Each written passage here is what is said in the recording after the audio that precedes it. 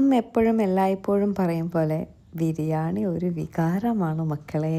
സത്യമായിട്ടും പണ്ട് ഞാൻ ബിരിയാണി കഴിക്കില്ലായിരുന്നു കേട്ടോ. അഥവാ കഴിച്ചാലും ആ റൈസ് മാത്രമേ കഴിക്കത്തുണ്ടായിരുന്നുള്ളൂ, ചിക്കനൊന്നും കഴിക്കത്തില്ലായിരുന്നു. ഇപ്പോൾ ചിക്കനും കഴിക്കും റൈസും കഴിക്കും. എനിക്ക് പക്ഷേ ചിക്കനെക്കാട്ടി ഇപ്പോഴും കൂടുതൽ ഇഷ്ടം റൈസാട്ടോ ബിരിയാണിയുടെ. എന്താണെന്നറിയില്ല, ഭയങ്കര ഇഷ്ടമാണ് എനിക്കിപ്പോൾ ബിരിയാണി എന്ന് പറഞ്ഞാൽ. ബിരിയാണി ഇഷ്ടമല്ലാത്തവരുണ്ട് കേട്ടോ. ഏട്ടനൊന്നും മുന്നേ ഞാൻ കല്യാണം കഴിഞ്ഞ് വരുന്ന സമയത്തൊന്നും ബിരിയാണി ഇഷ്ടമല്ലായിരുന്നു. അത് ഏട്ടൻ എപ്പോഴും ഇതുപോലെ ആർത്തി പിടിച്ച് ബിരിയാണി കഴിച്ച് ഛർദ്ദിച്ച ശേഷം ഏട്ടൻ കഴിക്കില്ലായിരുന്നു കേട്ടോ. പക്ഷേ ഇപ്പോൾ എൻ്റെ കൂടെ കൂടി ഏട്ടൻ ബിരിയാണിയൊക്കെ കഴിച്ച് തുടങ്ങിയിട്ടുണ്ട്. എന്തായാലും ബിരിയാണി അതൊരു വികാരമാണ്, ഞാൻ വീണ്ടും പറയുന്നു ഗൈസ്. അത് കഴിഞ്ഞ് ഈ ഹായ് ഹലോ ഒക്കെ പറയുന്നത് ഇതൊരു പക്ഷേ എൻ്റെ ചാനലിൽ നിങ്ങൾ കണ്ടിട്ടുണ്ടാവും. ബേബി ബ്ലൂ എന്ന് പറഞ്ഞിട്ടുള്ള ഒരു ഇൻസ്റ്റാഗ്രാം പേജിൽ നിന്ന് നമ്മുടെ ബേബിക്ക് കുറച്ച് പ്രോഡക്റ്റ്സ് കൊളാബ് വന്നിട്ടുണ്ടായിരുന്നു. അതിൻ്റെ വീഡിയോ ഷൂട്ടാണ് നിങ്ങൾ കണ്ടുകൊണ്ടിരിക്കുന്നത്.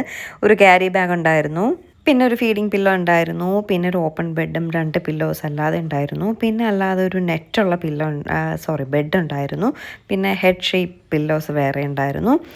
അങ്ങനെ കുറച്ച് സാധനങ്ങൾ വന്നിട്ടുണ്ടായിരുന്നു. അപ്പം നമുക്ക് കുഞ്ഞു മക്കൾക്കൊക്കെ എപ്പോഴും ഏറ്റവും ബെസ്റ്റ്, ഏറ്റവും നല്ല സാധനങ്ങളാണ് നമ്മൾ ചൂസ് ചെയ്യാറ്.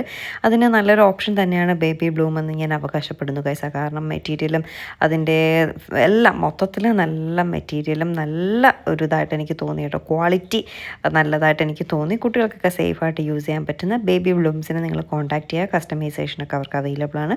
കവടിയാർ അവർക്ക് ഷോപ്പുണ്ട്. അപ്പോൾ ഡീറ്റെയിൽസ് ഒക്കെ വേണമെങ്കിൽ താഴെ ഞാൻ മെൻഷൻ ചെയ്തേക്കാം. ഓൾറെഡി ഇതിൻ്റെ വീഡിയോ ഞാൻ ഇട്ടതാണ്. എങ്കിലും ഇതൊന്നുകൂടെ ഞാൻ ഇതിൻ്റെ ഇടയിൽ കുത്തി തീർക്കാമെന്ന് കരുതി കേട്ടോ ഗൈസ്. കാരണം നമ്മുടെ വീഡിയോയ്ക്ക് കുറച്ച് ലെങ്ത് കുറവ് പോലെ തോന്നിയത് കൊണ്ടാണ് ഒന്നുകൂടി ഇതിവിടെ ഇരിക്കട്ടെ എന്ന് ഞാൻ കരുതിയത്.